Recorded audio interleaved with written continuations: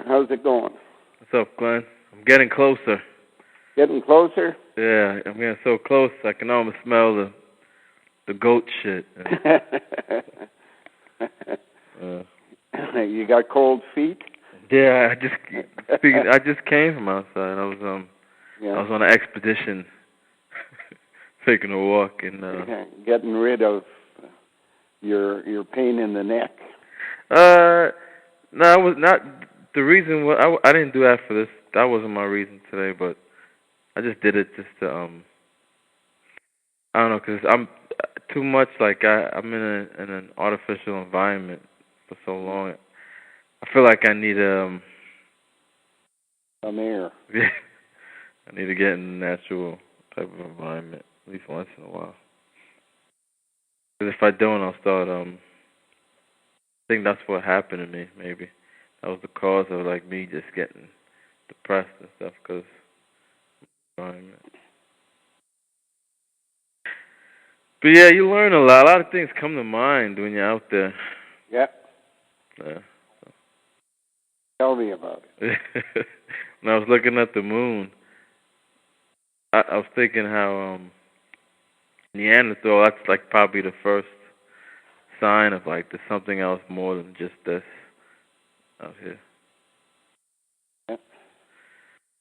And they kept studying it or whatever, and I think the reason why like they're at the point they're at like right now is because like they got so smart and had all this technology that there was no need for them anymore.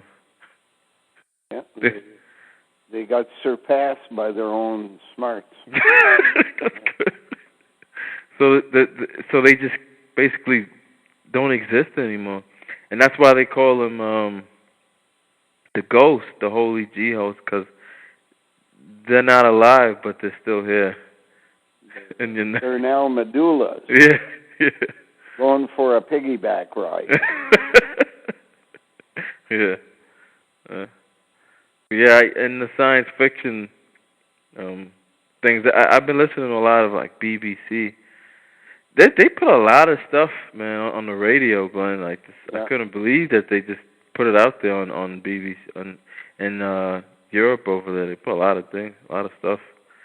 They talk about this stuff, and they're not going to talk about it plain speak, I guess. They do it in an allegory speak, I guess. It's all being done by MI6. Oh, that's all like Tavistock, right? Yeah. Oh. Wow, man. B16. B16. I heard that. M turned sideways yeah. is a B. I is a 1, and 6 together with the 1 make it 16. I've heard it broken down to my sex. My 6, my sex. HP is the same thing, 16. Yeah. Overlapping the middle bar, turning it upside down. Yeah. It's the coming out age. Coming out age. Yeah. The young ladies make their appearance at the ball. At the ball? Yeah. Oh, that's what Cinderella's all about.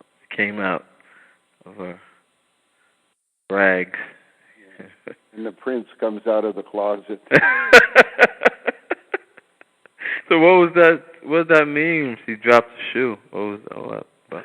Well, shoe basically is a hint for DNA because it has the soul attached. And that's how he tracked it through DNA. They tell you that the hidden hand rules the world when it's really the secret feet. The secret feet. Yeah. The hidden feet, hidden behind all the other players where you can only see the feet. And that's basically saying DNA or soul. Oh, so that's telling you should be looking down and up again. And they always split the toes, 4 and 6. 4 and 6?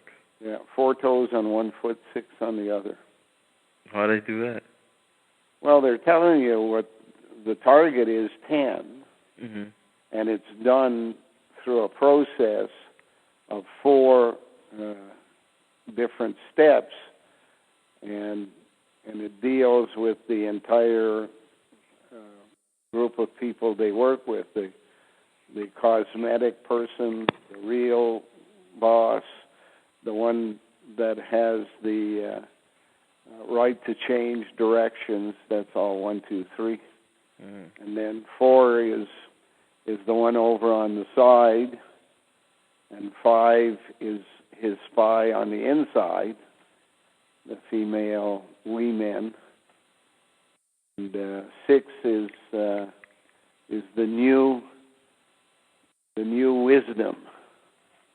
That's why it's shaped. The 6 is shaped like a serpent. That's uncoiling. And the 9 has a similar shape, but is linked together. It's not an open middle like the 6 is. It's a ball at the end of a stick. And there is supposed to be no more 9s because Pluto's finished. Pluto was degraded. Well, when they found out that it wasn't a planet. Yeah, well, PT in Pluto is like TP, and it leaves the Lu in the middle. But PT in French means little. No. Tiny. PT. Petit. Oh, I guess that's the different. I'm putting the X on the wrong syllable or whatever. N times pi. N times pi. Pi is 3.14159, rounded off, times 3.14159, the interest rate being 987% profit. The things that you make that kind of money on are pharmaceuticals and chemicals, petroleum. By the time it works its way through the system, it brings back 987%. Oh, you're talking about everything as a whole and like how it's scammed. Transportation and all of that stuff. Oh. You know, it's interesting with that. You always mention the Los Angeles, like they help people swallow down that fake reality easier. It's interesting because in Long Island over here we have on our highways there's a section called the HOV lane, and it's like basically if you carpool, you can drive. You can if you have more than one person, you can get through there, and it's basically on the road in that lane, you see on the ground little diamonds, so it's telling you to get through traffic easier. Yeah. See that little. You get a free pass. Yeah. You do the same thing in British Columbia on the fairway. Fairway, not fairway. On the what do you call those ships? Ferries? Ferries. Ferry. Yeah. Ferry. The ferries. If you pay 3.5 times the price for your tickets, you get to take a separate lane. You arrive at the ferry, there may be a lineup there that would mean you couldn't make it onto the ferry. You'd be at the beginning of the next ferry's load, so that would delay you by 2 hours. But if you pay 3.5 times the price for the tickets, you get a booklet of tickets, and you get in a lane where there's no traffic, and you're the first ones on. And I kind of tried to figure out why anybody would pay 3.5 times for the tickets, because they're fairly expensive rides. And it came out that they don't pay for it. They're employees of the government or somebody like that, and the government buys their own tickets, and that's the way they keep the riffraff from getting in that lineup. Yeah. I had a person in British Columbia who retired and had a booklet of tickets. He had only used 1 out of the 10, I think. So he said because I was traveling every weekend on the ferry, he sent me as his donation his book of tickets. I never felt so embarrassed in all my life. Why? Because you tried using them? Well, I used them, but you know everybody's been in a lineup for 2 hours, and you come along and you skip the lineup and go straight through. VIP. And then everybody that's been in the lineup piles up their cars right behind you. You know. Who are you to?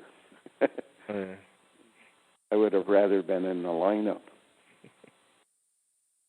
Yeah, so I'm in gradually I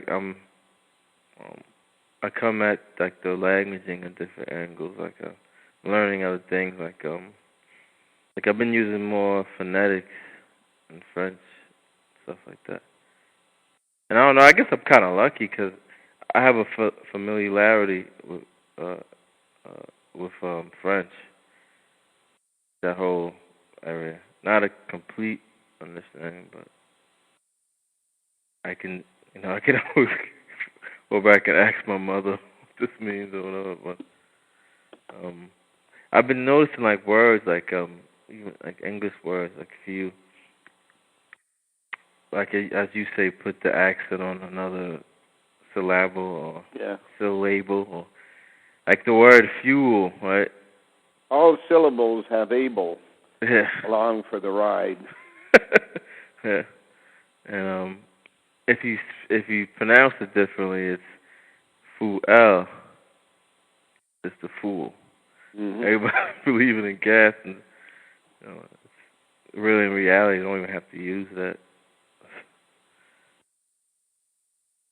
Well, because an O can be an E, the word fool can fool you because it can in fact be F-E-E-L, feel, and F-E is the code for iron, fire. E-L is le, which means the.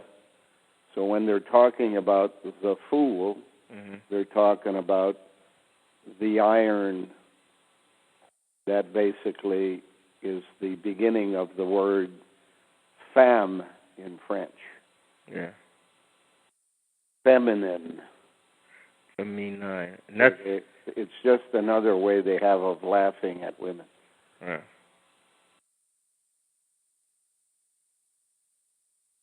So, in your mind, like, do you really think that a computer could be reprogrammed at this point? What? Well, I'm not sure you want to reprogram it. I think the first step would be to pull the plug and remove it from where it is. But wouldn't that affect a lot of people? Yeah, all the secret societies would walk around with their pants down, not knowing what to do. Yeah, that, but since we're all connected to it, what would happen to us? A lot less than if we leave it plugged in. I don't want it to be like plug and it just like, it's like the Matrix. You just pull the plug and they just fall on the ground, die right there. So that could be an allegory for that. I suspect havoc would be the first thing that would happen. Yeah. But it's not as bad as being dead. Yeah, tragedy, right? Well,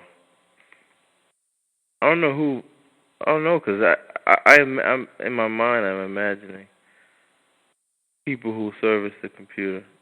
Those are the only ones who probably survive. Servicers and whatever. And the programmers, the service people are just as responsible for what the computer can do as is the computer itself. So these, I mean, they must live in like a type of like reality or another reality. I don't know, to do the things that they're doing, or they just feel like it's all about them. They don't really care about anybody else except their life. We cannot basically make judgments because we don't think like they do. Yeah. Their computers have long passed the stage where they have service people or programmers.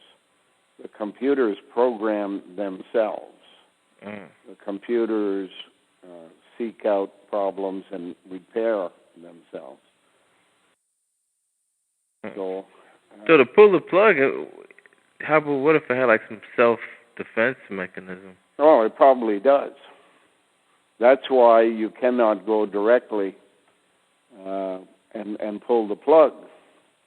It's anything that is booby-trapped needs the assistance of the people who booby-trapped it. You have to get all of that information up front before you make a move, or what you're going to get is worse than what you're trying to prevent. The old theory of a lawyer in a court never asks a question to which he does not already know the answer. Because the worst thing you can do in a court of law is have an answer you didn't expect in front of a jury. So they think a very possible answer they can get, and they already have all possible replies they can give. That's why they have to coach their clients and their witnesses. They don't, of course, want you to think of it as coaching. They talk about interviewing. Yeah. But it's basically to know ahead of time what the answers will be and the direction in which the conversation will go. So the whole thing on both, it's like pretty much set, the whole court case, the whole court jury thing. The judge has a book of rules, so he knows where he's going before he starts. The prosecutor has all of the information that nobody else has, so he knows where he's going. The defense lawyer has to basically interview everybody and coach everybody, make sure he knows where he's going, and then they put on a show. It's all theater. Nothing else. There's a guy here you may want to say hi to. Tom? Hey? Tom? Who? Is it Tom? Yeah. Oh, it was his birthday. Yeah, it was his birthday, so here's your opportunity to wish him happy birthday now that he's entered the age where you start to get fat. Hang on. All right. What's up, Jared? What's up, man? Not a lot. Not a lot, man. No, just chilling out. Not a lot over there, man. I know there's always something over there. Yeah, there's always something going on. You don't need to worry about that. But it's a quiet time tonight. Not too much happening. this minute, anyway, you know. So. Yeah, me, I'm just, it's the weekend now. I have off. Yeah. What are you doing with this Saturday night? Well, I was taking a walk in the woods before, and I just got back not too long ago, and I don't know. I was thinking, and I was walking in the woods. A lot of things are coming across my mind, and so I don't know. When I get off the phone with you and going out, look up those things I was thinking, like stuff. I got this encyclopedia from like the 1700s. Yeah. Yeah, it's crazy, man. Cool. It's crazy shit, man. I'm finding in there. Like unexpected kind of stuff. Yeah, like stuff. There's words I didn't even know existed, man. Yeah. And it's not in the format, like, 'cause I had another one from the 1800s, and it's a lot different. This one's more, like, complex. It's more... They have a lot of older things in there. But. Cool. Did it set you back much? Huh? Did it set you back a lot? What do you mean? Money? No. Oh, that's cool. No, it wasn't expensive. Wasn't it? For the dealer I got on it. Actually, I was surprised it was so cheap, and the reason I think I found out why, because when you go in the books, there's a typo in all of the books. Like a lot of the S's are by accident they made them F. So like when you read words, you gotta like make. In my mind, I'm like, okay, is it this word? Yeah. It doesn't sound too different to normal anyway, you know? Yeah. Yeah. So did you solve the problem of Jonathan Livingston Seagull? Did you resolve that in your mind? Limitations? No, how that book can exist. How that what can exist? How the book can exist is what you asked me last time we spoke. You know, you said how can a book like that? Well, I'm looking. Well, I've been listening to like a lot of BBC science fiction, and it's just there's a whole world that they put out, children's fantasy, science fiction, and to somebody like me, it's like, wow, I can't believe you said that, but I gotta think. You know, not everybody looks at it the way I think the same way I do. So they just, I mean, it's all allegory. It's all just they can get away with it if it's just like they ridicule it in a sense. They make it something that a serious, so-called serious person would look at. I don't know, but at least that's what I think. I'd say it's important to remember where you live, you know. And that although you have to go to work and you're surrounded by robots and people just busy going about raising taxes and getting stressed out, that you live in the universe, you know. The universe is just a word. Yeah. Which doesn't actually mean what it actually is. No, or cover it or do any justice, you know. And so two words we'd have to separate the kind of confusion of what's going on would be creation and creator, you know. Well, the creator might think he's in charge of things and might be in charge of things to some extent, but isn't really in charge. So that's how Jonathan Livingston Seagull can exist, I think.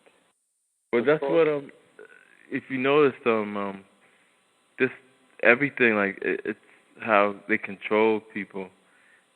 The first level of control I see is through the thinking, because as soon as you think in words, then because they look at the mass as just chaos, like that's a pretty deep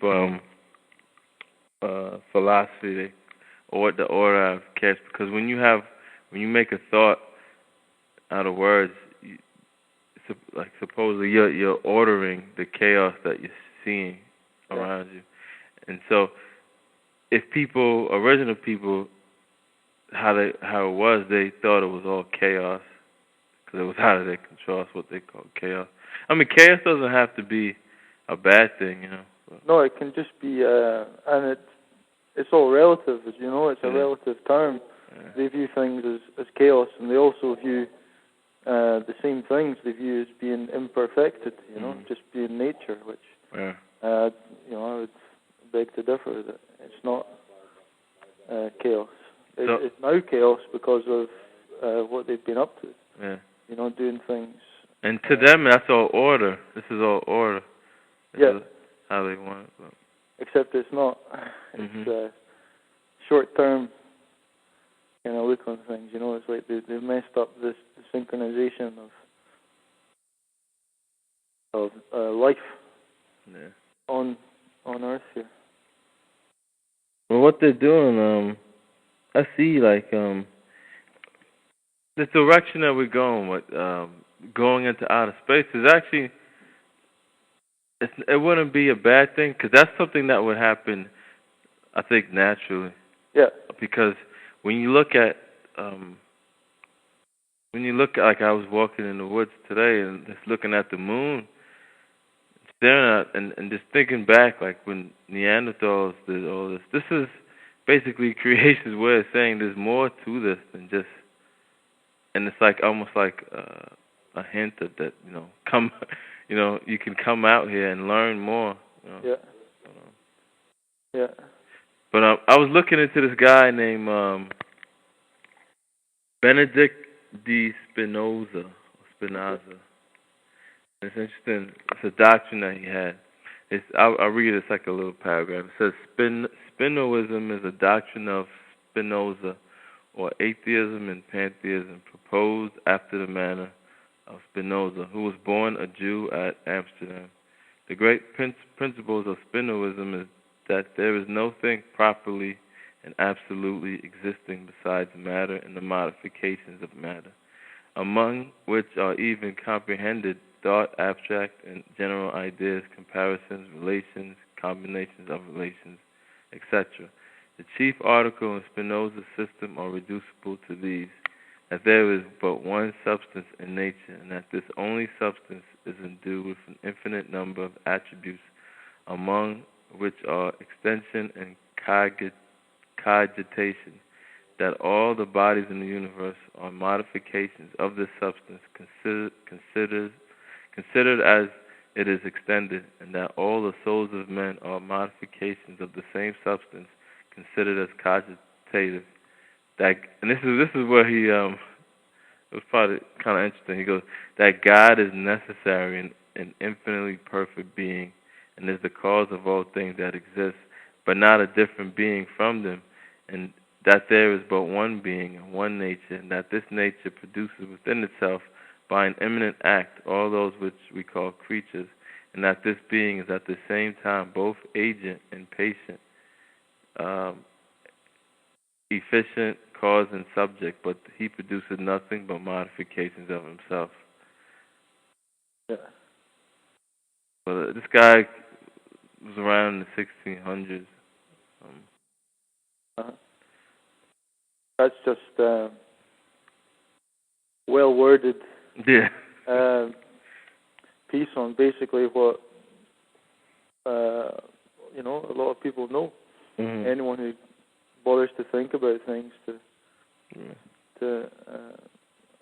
kind of far extent, you know, these things occur to them. Yeah, I'm coming across like you really should I don't know, when you get back to Scotland or when you're over there, there's a site I know. You can just type in on Google or something. It's called BBC Radio Archive. Okay. And there's two of them. There's one that has just like videos, I think. But there's another one. I think it's BBC .cc or something like that. Let me see. look up. It's bbc.cc. Radio. It's called Radio Archive bbc.cc. But it's interesting because of they have you can find all types of science fiction, historical, classic. But I focus more on the classic or science fiction. But there's things I'm finding in there. Like you'll get all types of insights and things you already know, but it'll give you more insight into it. It'll explain things more. Pretty like there's one I just started listening to where like these people are in outer space and the people die. There's only 4 survivors, but these 4 survivors have been raised by these computers. Oh wow! And they're called one Angel 1 and Angel 2. Yeah. One's female. So this is Jackie and Boaz giving people their reality. Yeah. But it was a pretty good one. And there's another one I thought was interesting called ID. Actually, I make videos of some of these. Yeah, I was going to ask you, if you're making videos out of them. Yeah, I made some videos out of them. I got some new videos up, but this one ID is just, it tells you, they put an allegory of like the journey of like you're lost in the beginning. You don't like your id or your soul is trying to find itself, and they put that all in the allegory of the guy lost his ID, and he can't get on the train, so he has to walk this long journey, and he gets beat up on the way, and he's trying to meet this lady who at the address that he finds on a piece of paper to find out who he is. And the lady is just wisdom. Yeah. And it's just, I thought it was really interesting how they put it. They cloaked it like that. What? Yeah, sure. Yeah. Yeah. So it seems to be like how you're born. Mm-hmm. You know it without knowing who you are. You know. Yeah. That's you knowing, you finding who you are is just the job, the task that soul has, is, or you as an individual. Yeah. That's the job. I don't know. Maybe not getting on the train is a good idea. Yeah. Because it's the journey that's what it's all about. That's right. There's a lot of trains out there ready to come and pick you up, man. You know, like on YouTube and stuff. You know, the truth train. Everyone wants. Oh yeah. There's a lot of bandwagons. Round and round in circles. Yeah. Yeah, I have people who trains have a locomotive. Hmm. Trains have a locomotive. Yeah. Oh yeah. Yeah, they do. Yeah. But I don't know. I'm finding like now I've been getting responses from like people who are like sort of like new age. Oh yeah. They always talk about being ascended and ascended consciousness and having their ass ended. But all that ascension, man, I guess when you don't know what words mean, you really do well other people. Yeah, I don't know. I think it's all very easy to think about these things and read about them and watch videos about them and just think, wow, I am enlightened. And the internet's there to give you a higher consciousness. And, well, what do they mean by higher consciousness? Yeah, that's the thing about that. To me, it's like it all just seems a little bit too easy to become an ascended, higher conscious being. But all ascended, it comes from. It's kind of allegory. It's allegory of like they call the people who came from the mountain. They would ascend and come down. Exactly, that's what comes to mind. And it comes from your spine going up. Yeah. Ascending up to enlightenment or whatever. But that's they don't know what they use a reality and then they warp it and use it to control you. Yeah. Well, I remember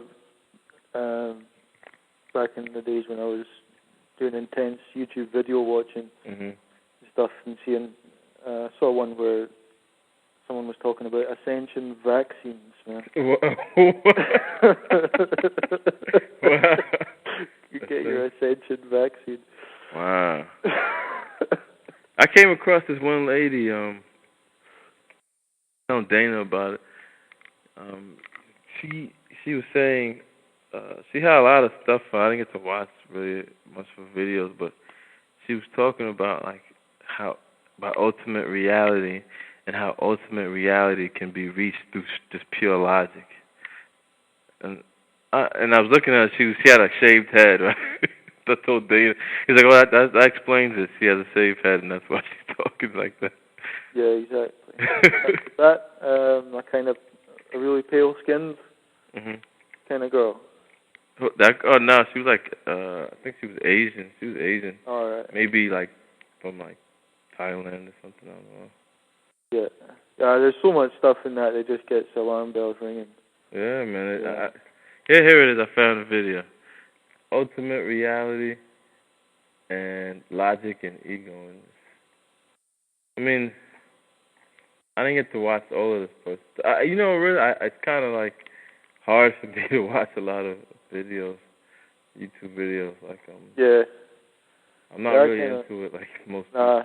Yeah, I went through a phase of it, and then it just kind of, it just kind of fizzled out. You know, it's just. Yeah.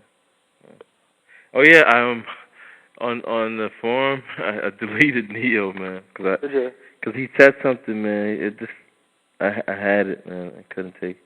And then that guy Phoenix just deleted himself because of that. He's like, "Oh, you're a fascist, Jared," and he deleted himself. And I was like, "Oh, man." Oh well. Yeah, that's what. Oh well. I get over it, but I don't know. I don't know. As it comes to things like that, I think if that's just people weeding themselves out, man. That's what I looked at. Yeah. If it comes to knowing and not doing anything, or just not knowing, then I would rather just not know, and I would just go back and just live out my kind of whatever life it was in store for me, you know. Yeah. If I was going to know and not do anything about it, because I'd be happier just not knowing. So it's not really linked to the forum so much, but just for actually doing something, which basically involving willing your will, not just understanding the concept of willing your will, but taking the steps to actually doing it, and whether you agree with going 100% or not, it's not at all the issue. Yeah, I've been with this process for me. Like today, I have to take my fingerprints and give them different forms of ID. It's kind of That's degrading, man. I feel like I'm just being categorized and put in a box, pigeonholed somewhere. Yeah. But you got to just kind of. Yeah, I know. Put on a blank face and enjoy it. Just like 1984 or whatever, Just don't show any emotions. Yeah. Number 48295, reporting for duty. What's a quote I hear a lot from '84? What's it called? In the time of universal deceit, telling the truth could be a revolutionary act. I think that's how it goes. And I see it everywhere. And I saw it on the news.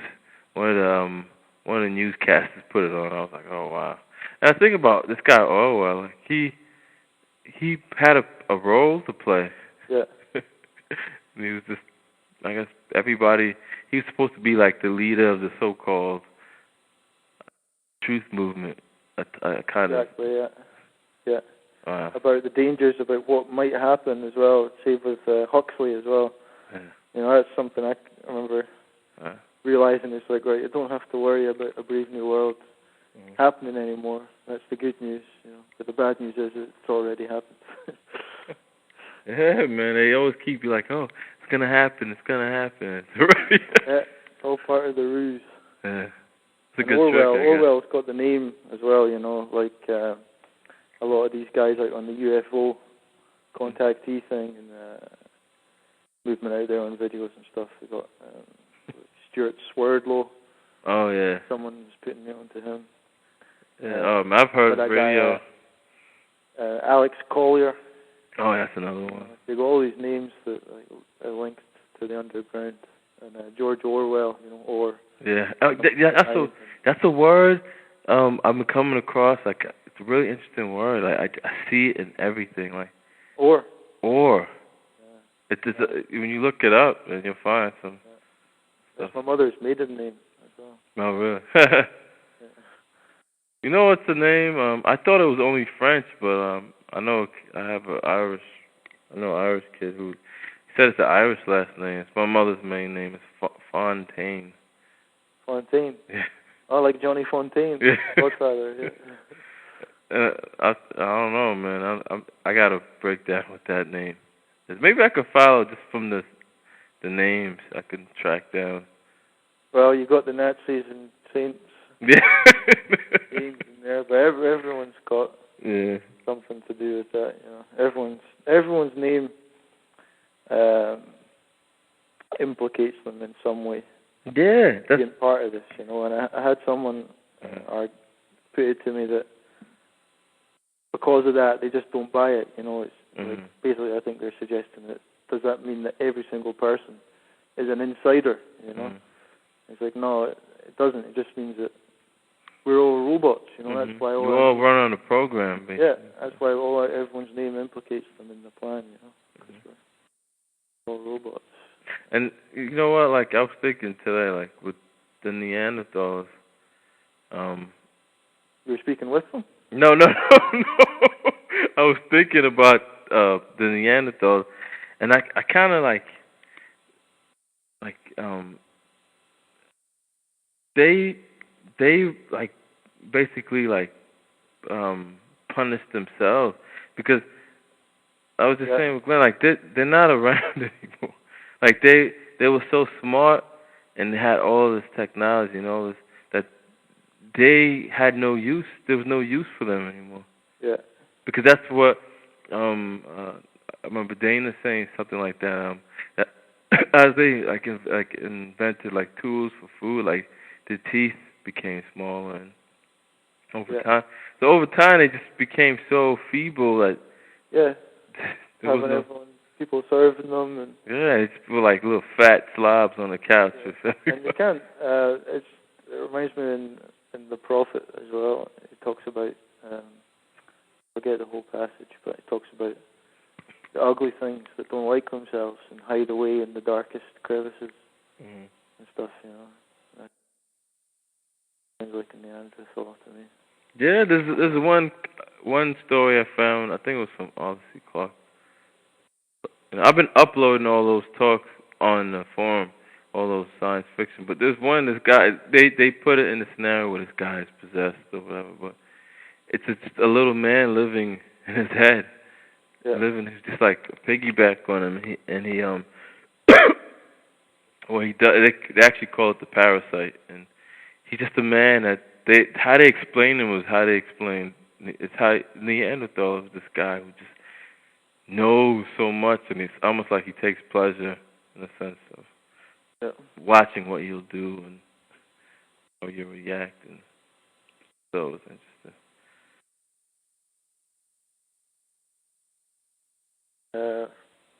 They probably. I don't know if it smells down there as well. Smells? Yeah. What do you mean? Odors. Odors to discourage people from going down to places. There's all kinds of funny things about them. Yeah. Speculate about. But as far as like changing as you live underground, and you don't need hair, and you lose all pigment in your skin and stuff. Yeah, your eyes become wider. Big black eyes. Yeah. And if you from from Bacon's New Atlantis, when they talk about foods, it can be absorbed through the skin and stuff, so you don't actually need to even eat things or chew things. So that's why I feel like they don't. The only thing that's there is the computer. Yeah. And Glenn was saying that they probably they're past the point of needing service people service them. Them like this computer services itself, and then I was like, well, how are you gonna pull the plug then? Because it's probably gonna have like some type of mechanism, booby trap. He's like, I forgot. He said people who put the program or something or who know about it can. There has to be something, it's got, because the solution has to be a mutual solution. There's no group going to win. There's no group trying to win. It's just got to be a mutual understanding that this is nonsense. Yeah. And it's time for it to stop. Well, I think in the computer's eyes, it looks at everything as like efficient. How it can. Yeah, that's right. And we're like we're not efficient anymore. It's inefficient. It's not a. Yeah. That's bullshit. Yeah. It's complete bullshit.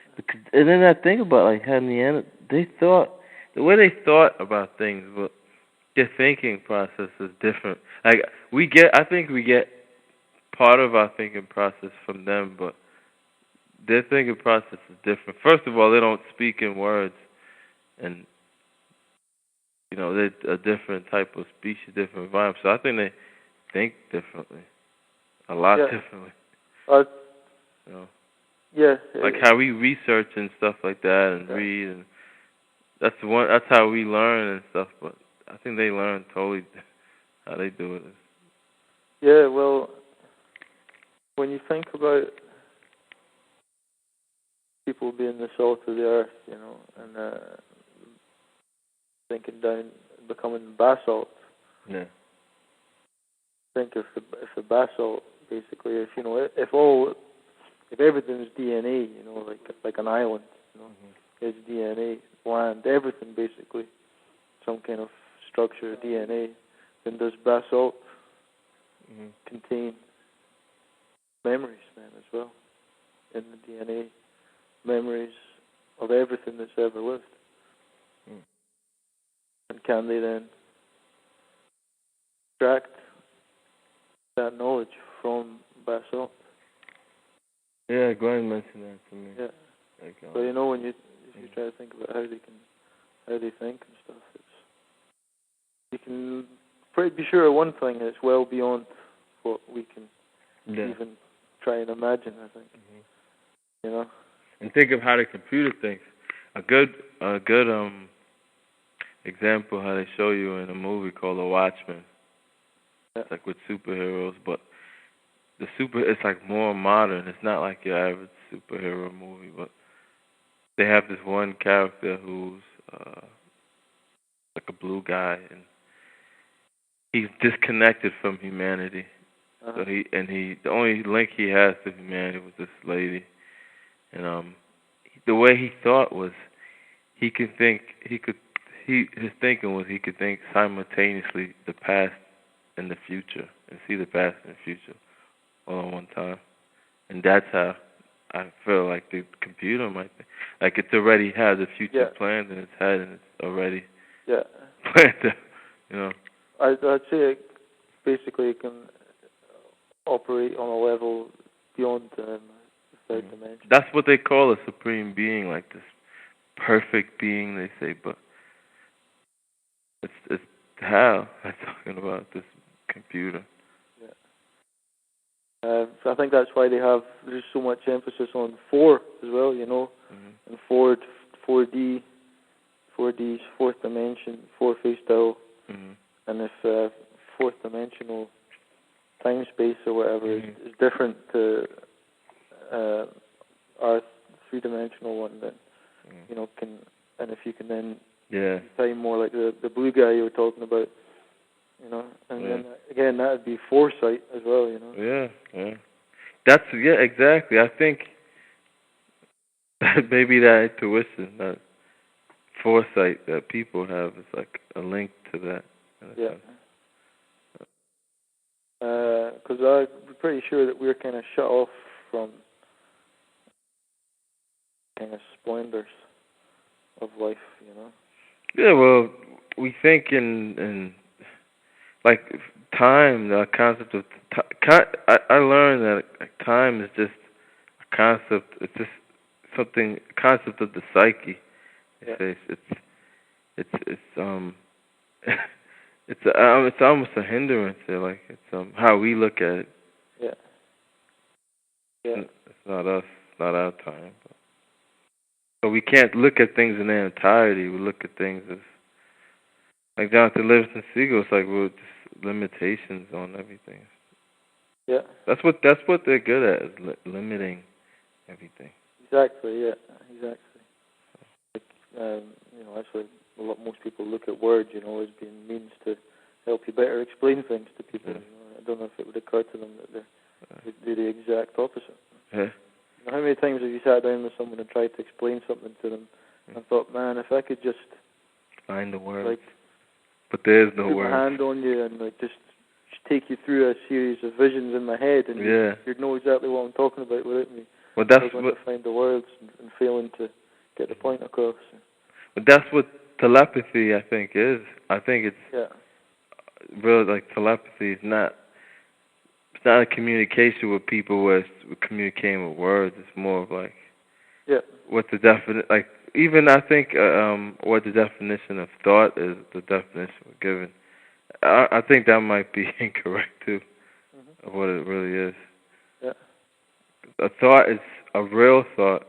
It's so much more wider and profound than what thought is a bird of flight. A thought, at least what people think it is what they call order out of chaos. They're ordering that bird, and basically putting it in a room, flying around a room. That's a thought to them. It's order out of. And that leads me. That's another video I made. It's called "The Power of a Sentence," and they talk about this stuff. But they show you this allegory. If they show a dialogue between Neanderthal and Hal basically said, "You don't exist anymore. And the answer, I do exist. Is like, no, you don't. You're inefficient. There's no use. Everything needs to be ordered. That's how things should be." And I was like, oh wow, it was crazy, man. That talk. But Glen said this is all MI6 and BBC, doing this stuff. Oh yeah, sure. So who they talk? I think this is their way of like people who are in secret society just go and listen to that. No. I think I don't know how many. I think it'd be very few. I think it's more for planting. Just planting. Really, it's fun into children's heads and stuff, Yeah, because people who don't grasp the premise, it kind of screws you up. But and then you get to the natural procession of things. Like you think, well, it's only logical that we go to space next. What we're waiting for. Let's go. That's what they always do. They put a big emphasis on going into outer space. They want to put that yearning in people. They want, but I think that is natural. Yeah, of course, it's something that's already there, but it's coming from a more insidious kind of. Imagine it's like some greasy salesman saying to you, like, hang on a minute. Oh, hey guys, we're all one. Hey, one.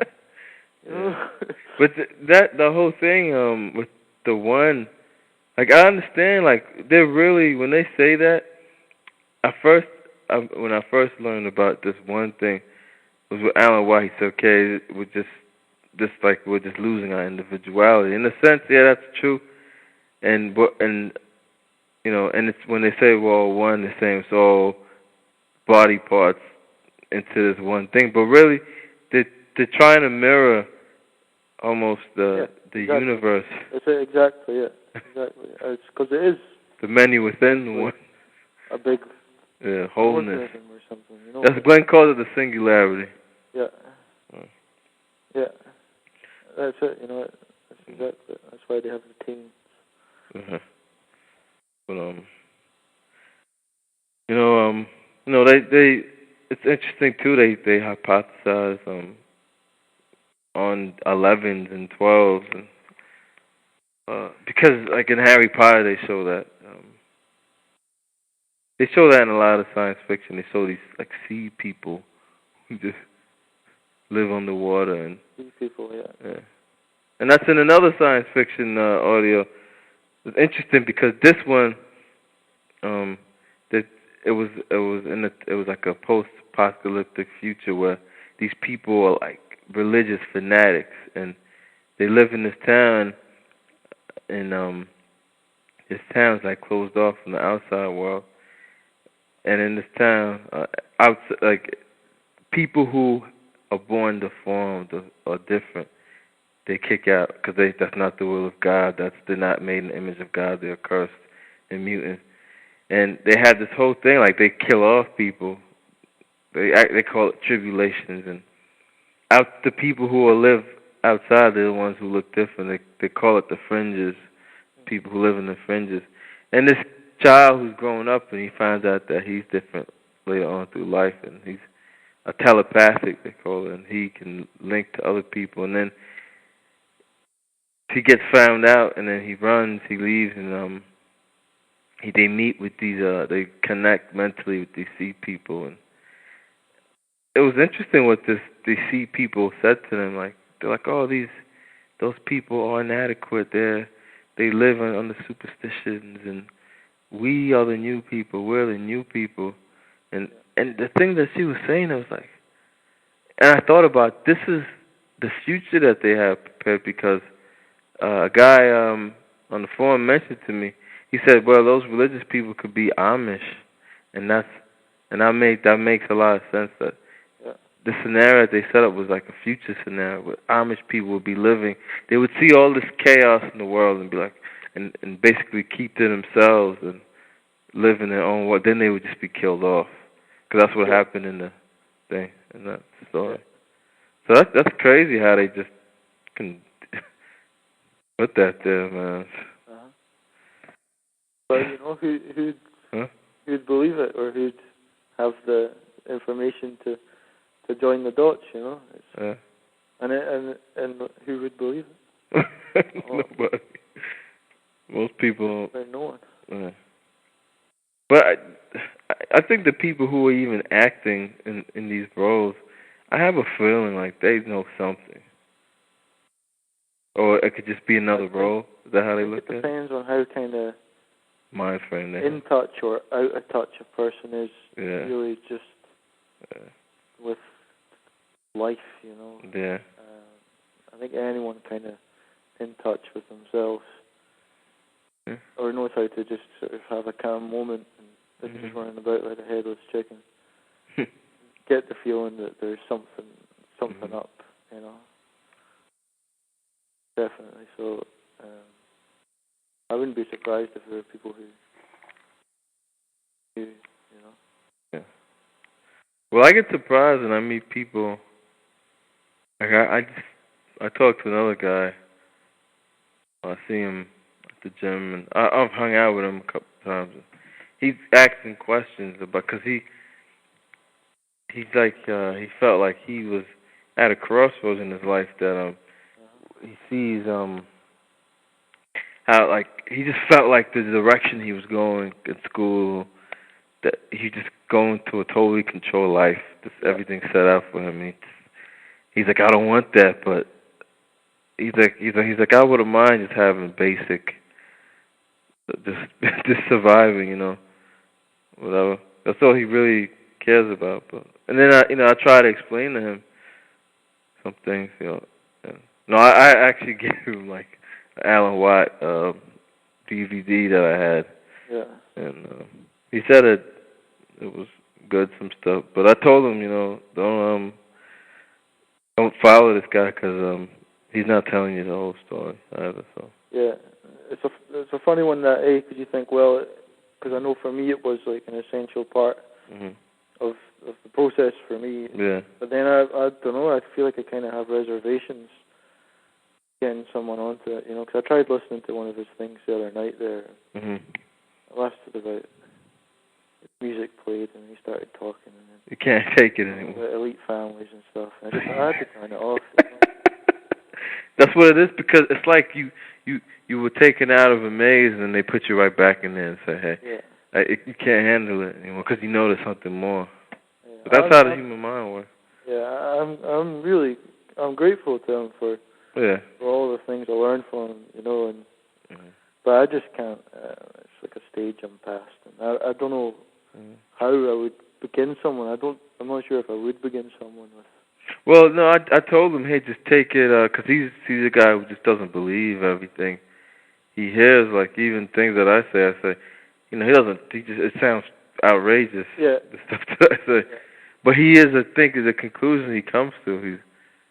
You could tell he's thinking, but it's a process that he's gonna have to go through. That's like he says, a lot of stuff sounds kind of depressing.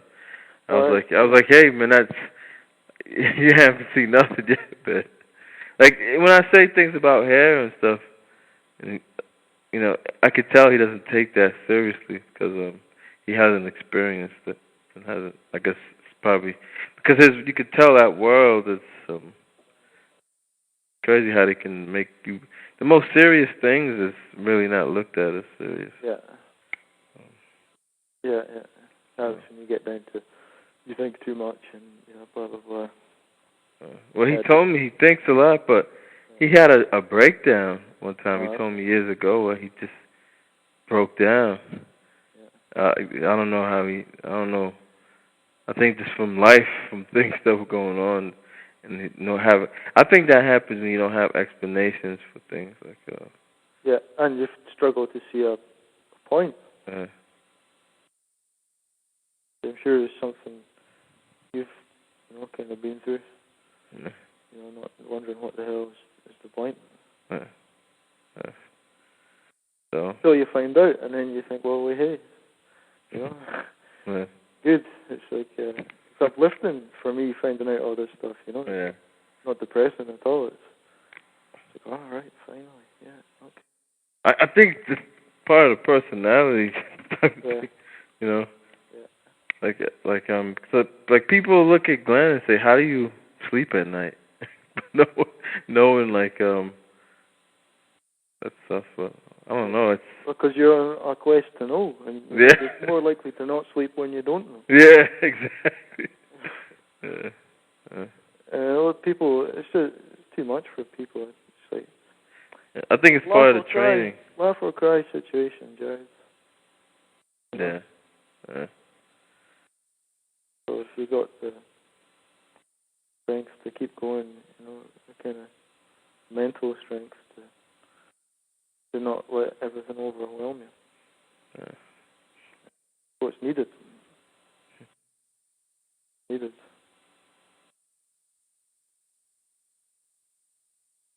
Did you ever own Alan's books? The first ones. The second ones, I never bought.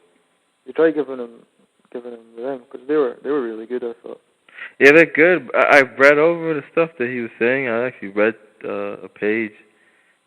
There's certain things are pretty good because when you have the overstanding, you look at it like, oh, that's...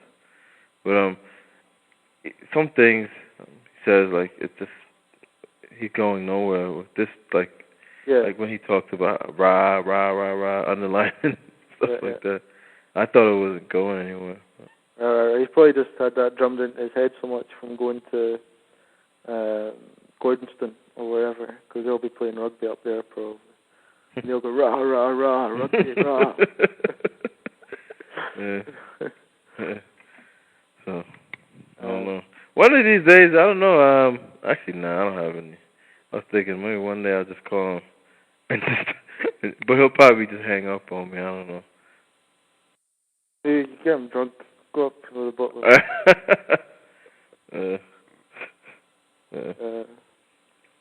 No, who knows? Did you speak to Patrick at all? I meant to say because before I got here, I was in being a missing man, and Patrick had phoned and he spoke to Tom Byberg here, and Tom didn't have a clue what he was saying at all because Patrick's from court cases. So, and that was probably about 4 weeks ago. So I just. Well, I haven't spoke to him. I spoke to him a week ago. Yeah. But I haven't spoke to him since. 2 weeks ago was it? When I spoke to him, he was just depressed of things that were going on. like just this whole situation, everything, and he's kind of a little confused, I guess, about things. So. He wasn't sure what his place was, what he's supposed to do. Well, he'll resolve it. Mm-hmm. He'll resolve it. You know, he's only 20, I think. So. Yeah. But I think about, like, and I look at that, and I speak to people who are 20, and I see how they think, and because they don't have as much experience in things, so they look for older people's experiences. Yeah. But, you know, I still do that. You know, I still... Oh, yeah. Older people I see, because they live long, so they've seen it a lot more times, so... And you also, you know, there's an age when you're a teenager where you do think you know absolutely everything. Yeah. And then you kind of get to the age where you just kind of have to say, wait a minute, actually, I don't know very much. Yeah. Yeah. You know, that's not something I've seen in Patrick himself. It's something that's just all too glaringly apparent in other people I've encountered on the net and stuff. The turning point for me was around, I think 21, 22, 21, I think it was. And it was just, something happened, and then I started thinking differently. Yeah. And some part of your program kicked in. Phase. Something, man. I don't know, man. It was just... Because before that, like, the program that kicked in for me was the Bible. Like, I remember I was living on, like, I had a argument with my father, and I got kicked out, and I was living and renting this room out, and I just started reading the Bible, and I was all into the Christianity thing, and then over time, I started learning about the religion more, and I was like, oh, that's not going to work for me. Yeah. And then, I don't know. I guess I was searching. That was kind of like the searching I was doing.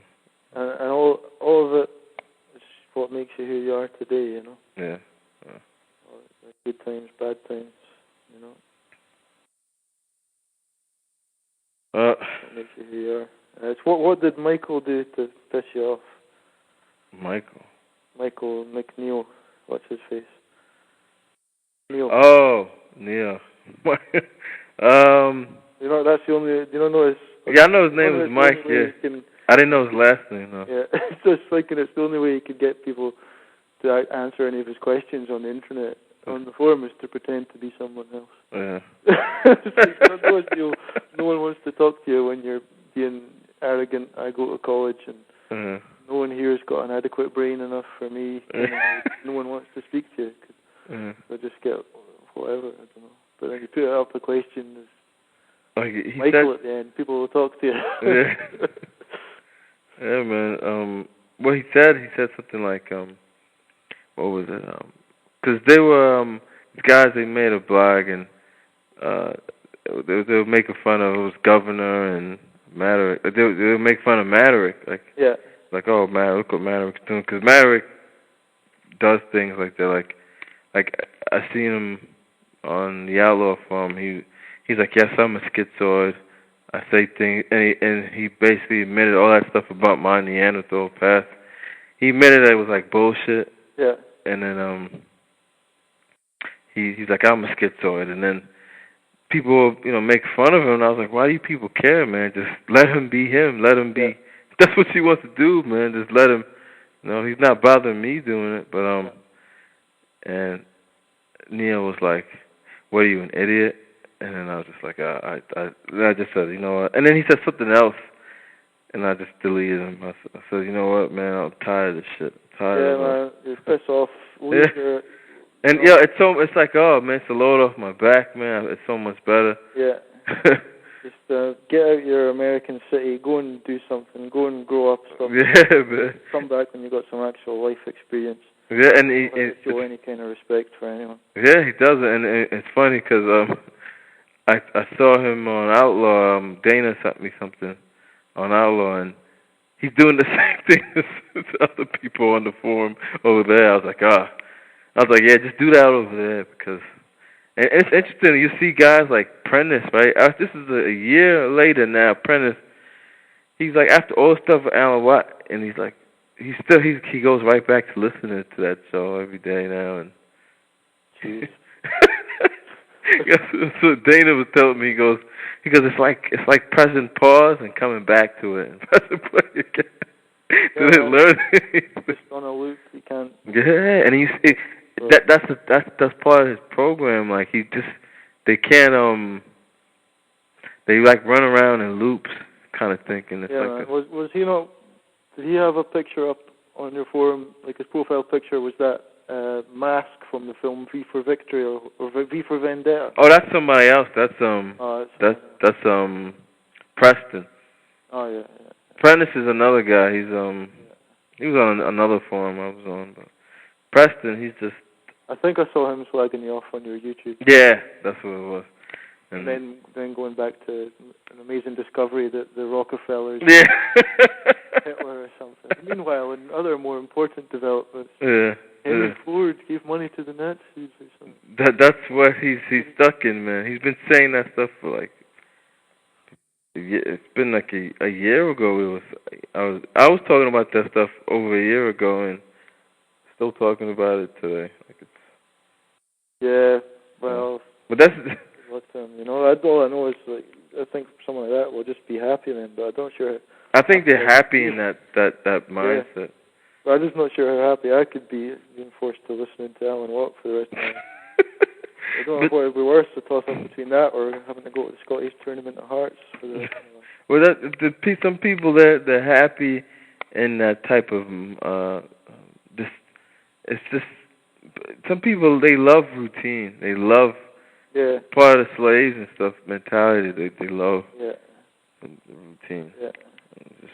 And they're just hearing the same things over and over and over. And then he comes out and tells you it's like that. And by the way, the big boys, they don't care where you get your programming from, where you hear the news, as long as you hear it. And he says, and I'm going to read the news to you. Other things. So I don't mean to slag him off, because he's a smart guy and stuff. I don't have a problem with him. So he cut out a few pictures and stuff from the Kealey papers and stuff, so hot. Yeah. Really so hot, Yeah, man, I just, I look at it all like, I don't know, I look at him and, I'm just thankful, for like the little, like how it helped me, but really people who are stuck in that box, they want to be in that box, because the people I've seen who got out of it because of the nature that they had, and I get a lot of responses from people who say, "Oh wow, I was stuck in that Alan Watt bubble, and now it's like, wow, this is all shocking to me," and they move on. But some people they say, "Well," and they make excuses for Alan Watt, and they just keep following. Some people like to surround themselves with lesser minds. Yeah. As well, so they can come across all powerful, and then they start to call themselves prophets and stuff. Because well, that's what Alan Watt does. Yeah, because they've got issues of the Kealey papers, and they're not even going to tell you that like that movie you showed me. They exist, that movie you put me on to. I was watching it with my friend the other day again. I was putting him on to it. The Dead Man's Shoes. Oh yeah. And he's like, yeah, man. He's like, you know why people get people to use drugs? Because they're weak-minded.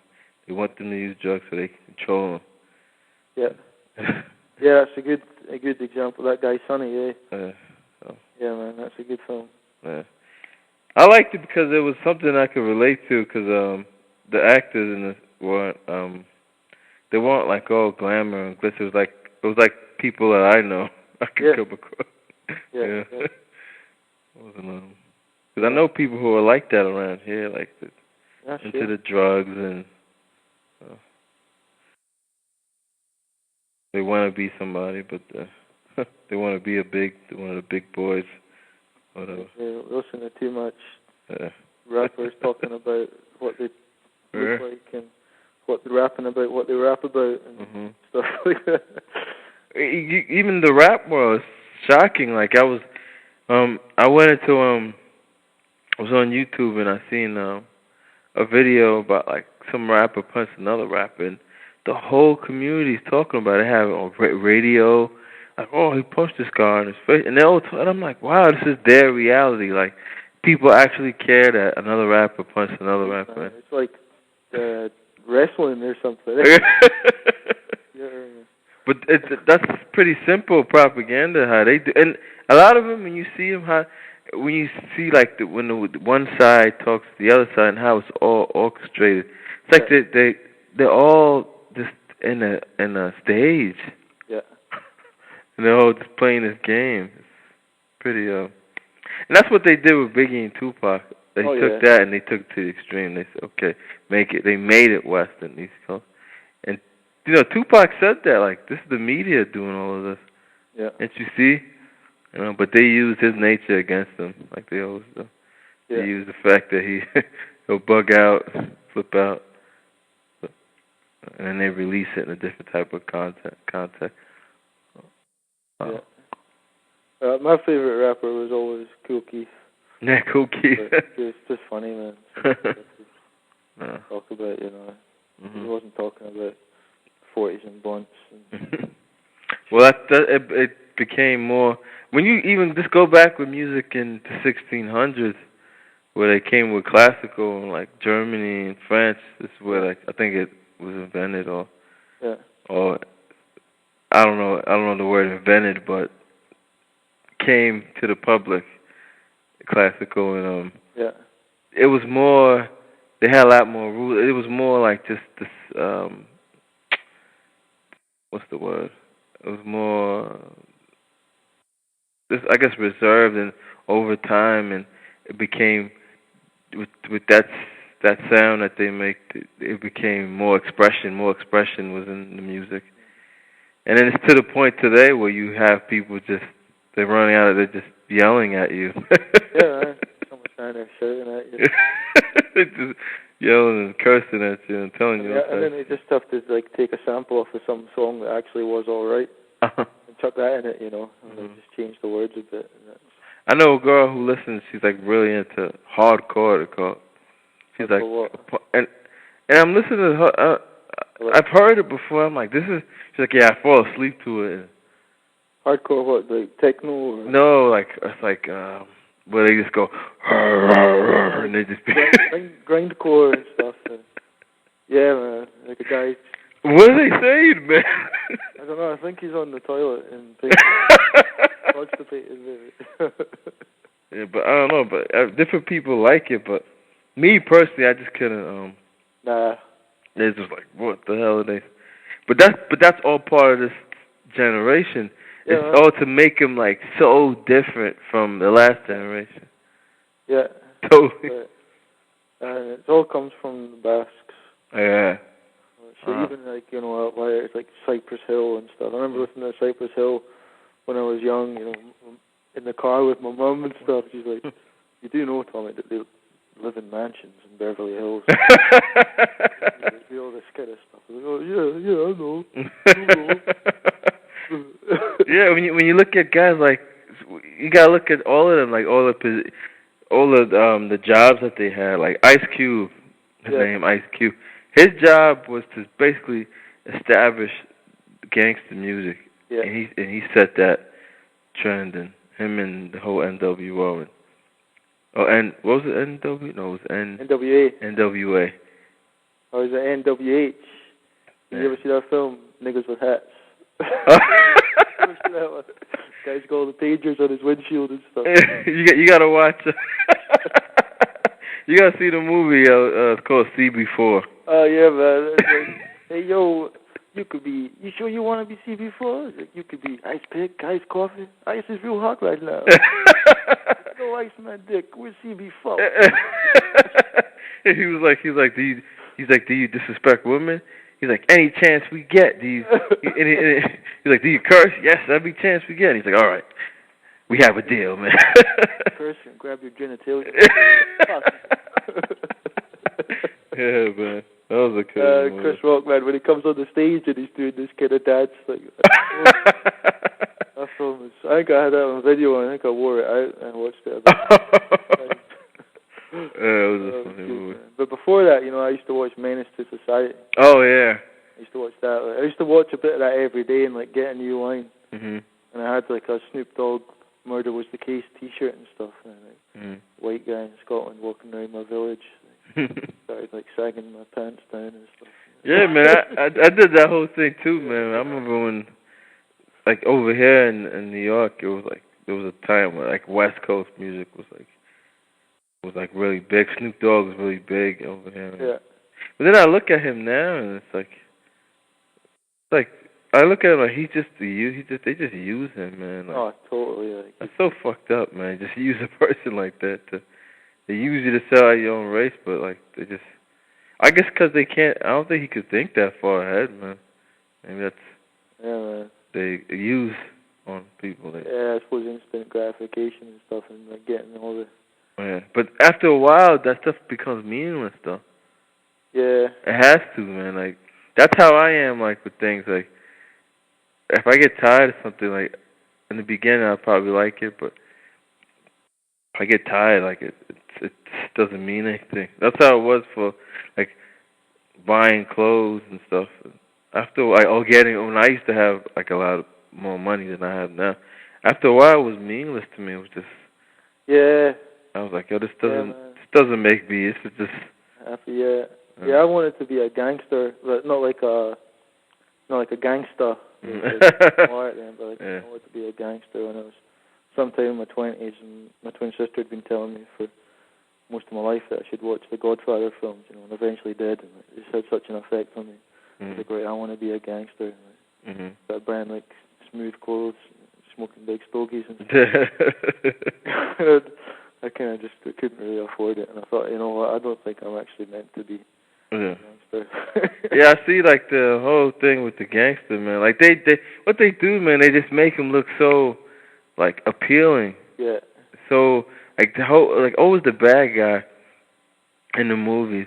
And it's true, a lot, like, the bad guys, how I agree, like, how they're more uninhibited. They don't follow, really, the rules as much. According to the movie, like, they don't follow the rules.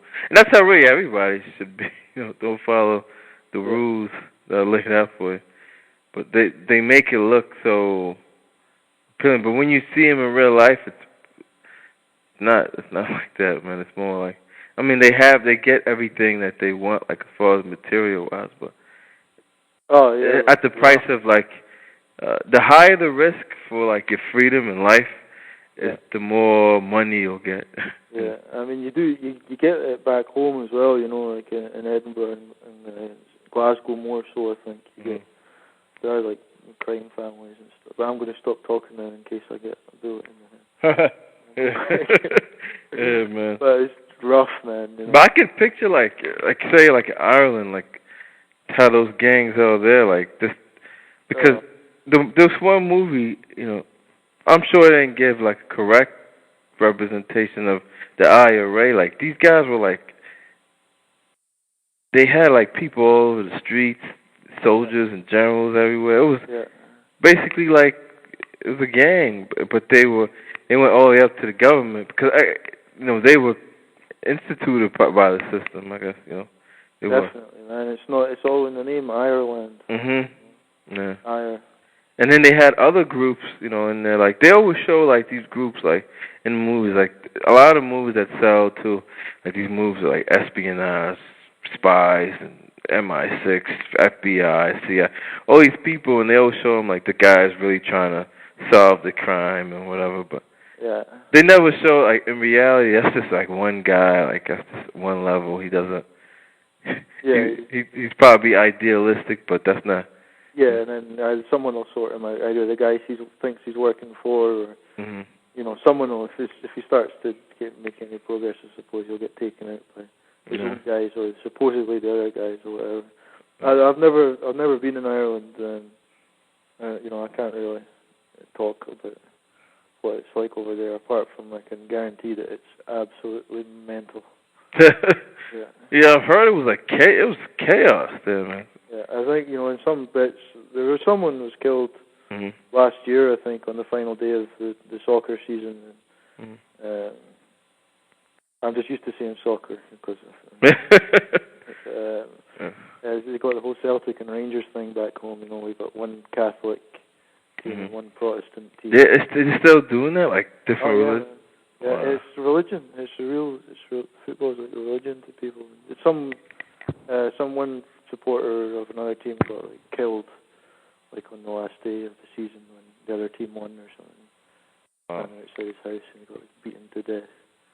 But I knew this one guy would come and deliver stuff to my work, and he was a real blether. He would talk for ages. And I asked him, I was like, "You got any kids?" He was like, "Oh no, I've not got any kids." He'd married 40 years or something, but we're a mixed marriage. I'm like, "What do you mean a mixed marriage?" He's like, "Well, Catholic and she's a Protestant or something, so we can't have kids." Wow. That was insane. Totally insane. Damn, man. Yeah. Damn, man. I feel bad, like, for, like, when I look at, like Islamic families or Islamic. Yeah. It's so controlled. Even Jewish families, too. Like, yeah. It's like being a child growing up in that environment. There's like no freedom for you, man. Yeah. Even Christian ones, extreme. Yeah, Christian ones too. Christian ones. Well, Christianity, like in a sense, like there's this new like religion like coming out of it. Like I guess this you can call it New Age or so-called logical, more But it's still basically centers around the text. Still text.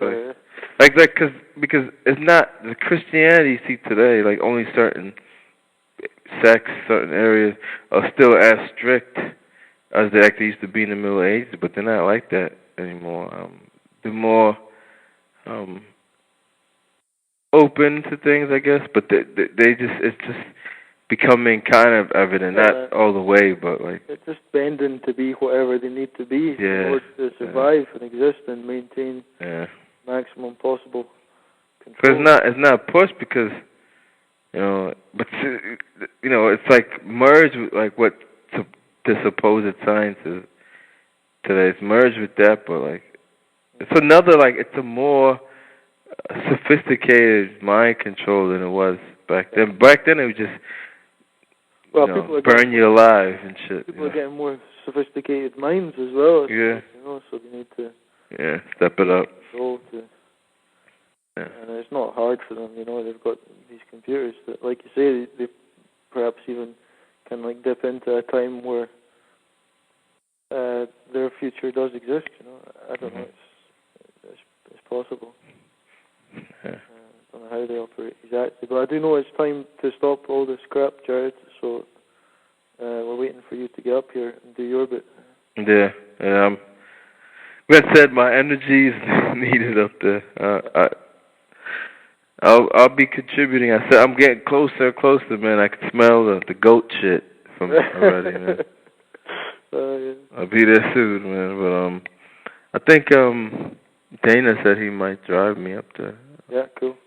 So it's what we got to do, Jared. We're about the same age, We're basically going to be the adults, or are the adults at this time. That's what we're here for. That's what we've got to do, because it's got to stop here. Well, I don't know, like, I'm finding people, but, like, I'm kind of, like, setting people out on a journey, but I'm not, You're a fisher of men? Yeah, sort of, but I'm kind of, like, setting people out on a journey, but I'm trying to find somebody who's, I don't know, like you, like somewhat, like on the same page type of thing, more. You're trying to find someone like yourself. Yeah, exactly. Yeah, well, I'm sure there's going to be about 30 people out there who are going to grasp it and are going to come, There's people out there. I mean, I'm finding people. I knew one guy, another guy. Matter of fact, I'm gonna call this person up, see what's up. Did you get another guy from the UK join the forum? I think so. Yeah, because I put the stuff onto. There's this guy Anthony who, from like my intense YouTube days. I saw a video we made, and it just kind of always stuck with me. So like I went just before I left this time. I thought I need to try and get in touch with this guy. But it was about Christmas and stuff, and it didn't really work. So I just sent him all the links to your talks and videos and the websites and stuff. Yeah, I've seen a few people came, and I don't know who they are, but some people. There's actually somebody from the UK. I think you knew Dot. They go by the name of Dot. They were just seeming to be about just when I was leaving. I was supposed to call this person. Oh yeah. I gotta get a phone call though.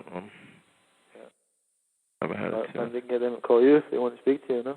Huh? If they want to speak to you, then they can call you as well. Yeah, they can. Yeah. Or whatever. I don't know.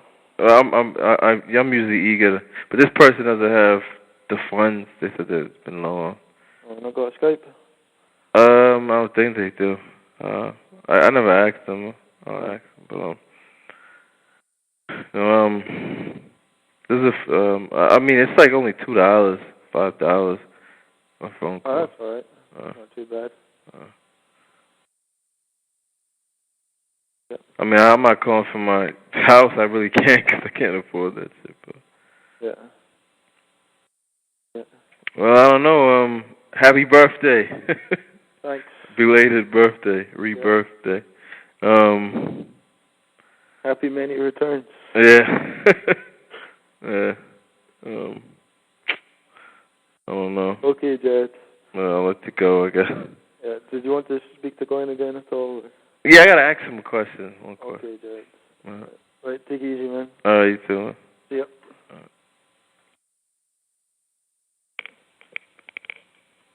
Yep. Here's a question I got for you. How do you save the when you have these old books? How do you save the spines? What do you do to keep it from just falling apart? I made a decision right at the beginning when I acquired what I considered to be important books. And that decision was, these things are not for the purpose of show. They're for the purpose of use. Yeah. And if they get used and the spine breaks, I put duct tape. Oh, okay. That's what I'm doing. And I said, it doesn't matter. Yeah, it does. It's the information. Yeah. Yeah. Yeah, I'm not putting them into a museum where people only look at the cover. I'm hoping people will read them and the pages will get a little crumpled, and maybe by the time we've gathered up our group of people, all these books would be worn out. Yeah. So what? Yeah, because I have one book that's just, it fell apart completely. Yeah. And I have these other books, they look kind of new, but I already see that they're falling apart. And I got this encyclopedia, Glenn, from 1771. It's totally different, man. It's like, it's put in another format. Like, I've never seen that type of, and the stuff I'm finding is pretty interesting. Get yourself a good roll of duct tape. Yeah, that's what I'm get. That's what bookbinders use, but they call it by a fancier name. You can use a marker and write what was underneath it. Yeah. Yeah. Yeah. All right, that was all. Okay. All right. We'll talk to you again. Okay, bye.